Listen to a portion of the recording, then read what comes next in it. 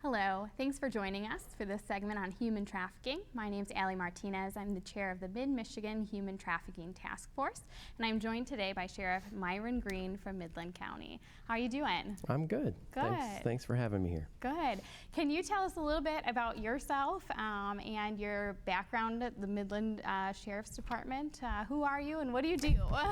Sure. As we said, Myron Greene. I've been in law enforcement for about 29 years. I was born and raised here in Midland County. I've worked for large agencies down in Oakland County to small agencies up in Clare County. Okay. And then I've been with the Sheriff's Office for a total of about 28 years. So. Okay, that's excellent. Yeah. So with that experience in mind, what do you think of when we say human trafficking? Well, you know, when I used to first hear this term come about, you know, just like everybody else, I think we thought of a shipping container down in a port in Miami somewhere full of victims. Yeah. But, you know, through my experience in law enforcement and now that it's becoming more publicly talked about, a lot of the people that I think of, or the victims that I think of when we think of human trafficking, are people that are like homeless, battling addiction, alcoholism, or some type of abuse situation. Yeah, absolutely, and I'm glad you brought that up because we do so often think of like international type stuff, someone coming over the border or someone, you know, swimming into Florida, right? We don't always think about how it's affecting our own communities. And we still to this day with all of the border relations have this image of people coming over in trucks because that's still what happens, right? And so when we think about those dynamics, so what do you as law enforcement, what do you train your officers to look for as indicators? Well, certainly we look at the population that's most vulnerable. Okay. And as I mentioned a second ago, those that are homeless, battling addictions, in abusive relationships, or controlling relationships. And so things like that are what we look for. Okay. Has your officers been trained on human trafficking? Well, before I took office, I know that I attended a training just out in the public at one of our local churches. I believe it was through the Abolitionist Project. Oh, yeah. And so I attended a seminar, a program on that. And I know that our school resource deputies, they touch on that during their training. And of course, they're, you know, the kids that they deal with, and they're trained on what things to look for. That, you know, that might key them off that they could be involved in a situation that's not healthy for them. And then our detectives, you know, they would handle our human trafficking type complaints on follow-up, and then attend different seminars or trainings on that as well. Yeah. So you said particularly with school resource officers and working with youth, and you've kind of already talked a little bit about some of the indicators with homelessness and in abusive relationships, but could you give maybe some examples of things that a school resource officer might be looking for with a youth subject? Oh, sure. Definitely if there's a drastic and recent change in behavior or their attitudes, if they stop coming to school, if they exhibit any signs of like physical abuse, whether it be outwardly, you know, bruises, injuries, but just signs of neglect, not being taken care of, not getting medical care, things like that. Yeah, and it's probably excellent to have them in the school to be able to notice those changes with the youth rather than just this one-time incident that your law enforcement maybe encountered when they go out on a call. So how does that look different for law enforcement going out on a call, maybe going to a home where a domestic situation is happening? What are some examples of things they would look for?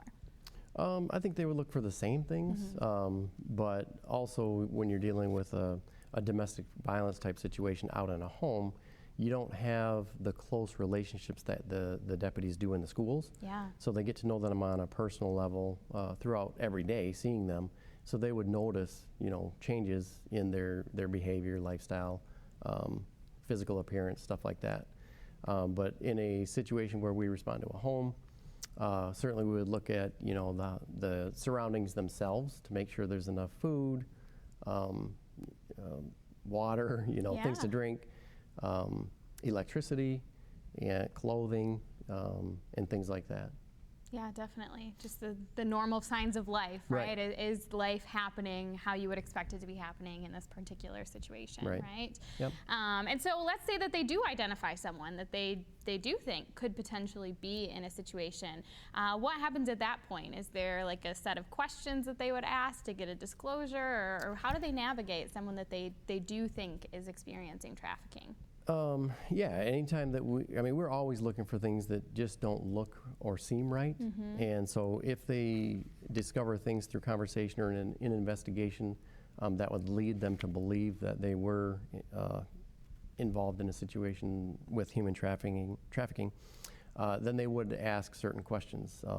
You know, sometimes it's very hard for victims to disclose, like you said, but we do ask certain questions not to lead them, but to give them the opportunity to answer. And certainly we don't interview somebody if we suspect they're in a situation like that. We don't interview them in front of the potential offender. Yeah. So we would definitely do that. So. Yeah, that's definitely a good point, right? It's probably not a question that they would answer truthfully or honestly if they think that the person controlling them is going to be able to hear that answer. Correct. What kind of questions would you ask? Just certainly if they're being forced to do any type of labor, any type of sexual activity against their will. Okay. Yeah. Straight to the point, right? Yeah. It sounds like it. Let's not beat around the bush here. And so I guess then we already kind of talked about the difference between the youth and the child dynamic versus an adult type situation. But how would it be handled differently if it was discovered that a youth was experiencing, a youth discloses that they're experiencing either sex trafficking or labor trafficking? How does it differ in the way that law enforcement would respond? Well, children are our future. Yeah. So we definitely have to protect them as best we can. And one of the ways that we do that is we have different protocols for investigations regarding or between adults versus a child. You know, Midland's blessed to have the Child Advocacy Center here locally in Midland. And so if someone does disclose that they've been a victim of, say, sexual activity, then we schedule a forensic examination where a trained investigator would interview them. Yeah. And then, if appropriate, then they would be referred to have a forensic sexual examination done. Same or similar procedure for an adult. However, we don't have the forensic exam in person with the Child Advocacy Center. Right. It's just done with an investigator or one of our detectives. And then, again, if it's appropriate, then we would do a sexual assault examination at the hospital. Okay, and so would Child Protective Services be involved with a child case? Oh, absolutely, yes. I forgot to mention that. We often get referrals from CPS regarding allegations of sexual assault. Okay. Most often, unfortunately, it's by people that they know rather than a stranger. Yeah. And it's not in a situation where it's a human trafficking situation, but certainly it could come in through them, and they would be involved in that as well. Right, absolutely. And I'm glad you said that it's most often someone that we know, because that's a myth that we face in human trafficking, is that it's some strange guy kind of lurking who snatches kids up and runs away with them, and we're not necessarily teaching people or training people to be aware of the people in their lives, right? Yeah. Right. And so what do you think?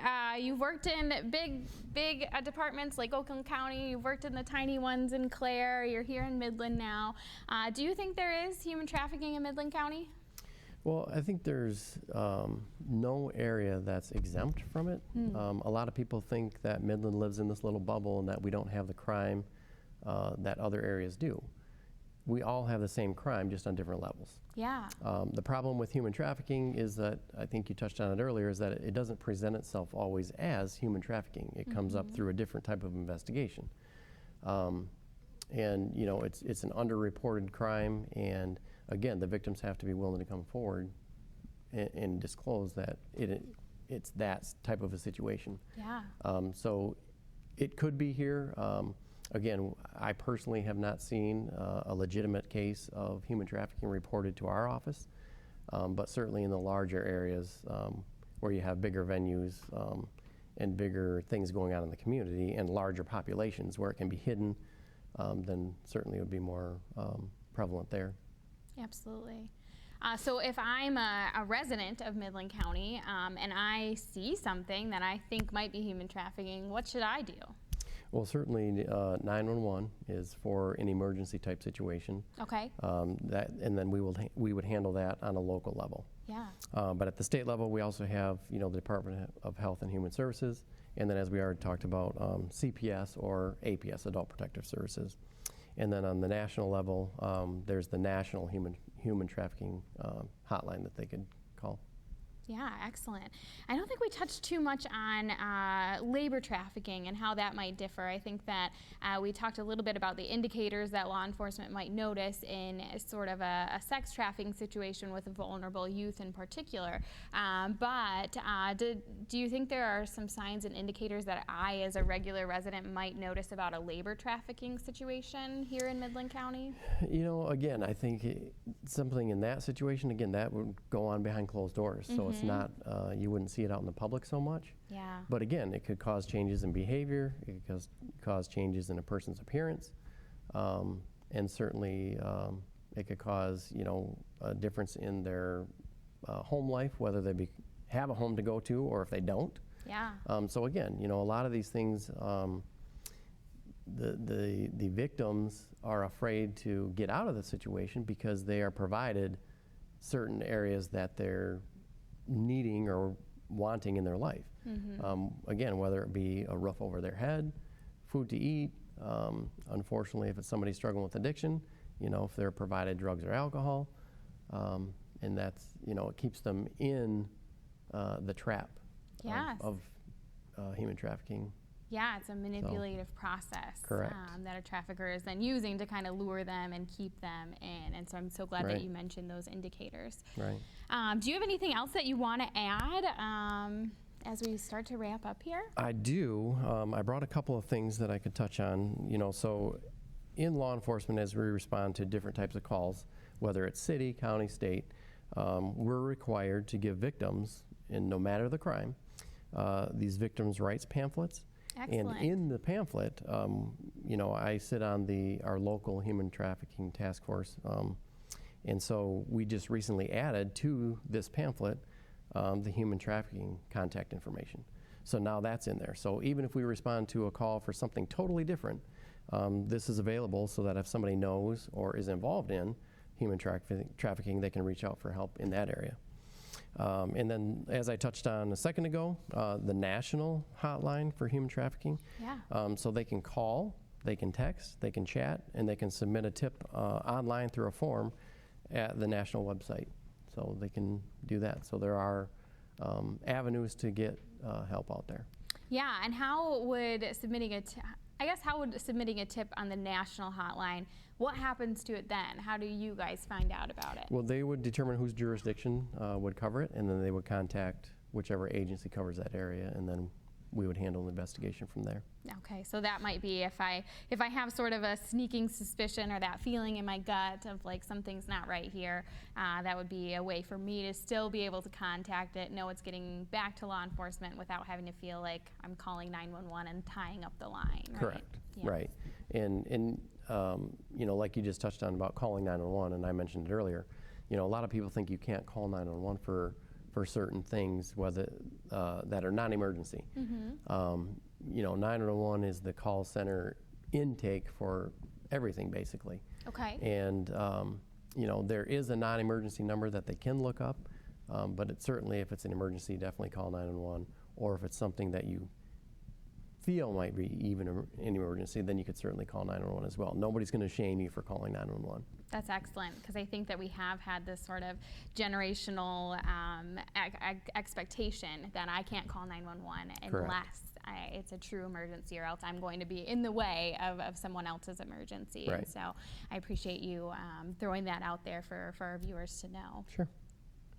Okay, well, thank you so much for sitting down with us and touching on such an important topic of human trafficking. And we appreciate the work that law enforcement is doing, especially in Midland County, to spread the word and to make sure that residents know what they're looking for and what to expect. But most importantly, that residents who are experiencing this know that they can turn to local law enforcement and that you all know what to expect and how to respond. And so we appreciate our viewers. Thanks for joining us on this segment about human trafficking today. And we also want to encourage you to reach out if you have any questions, to find local resources. You can always contact the Midland Midland Sheriff's Department and the community resources here. But you can also go to polarisproject.org. They are who run that national human trafficking hotline that we touched on earlier. And you can always visit the Facebook page of the Mid-Michigan Human Trafficking Task Force if you'd like more information as well. Thanks so much.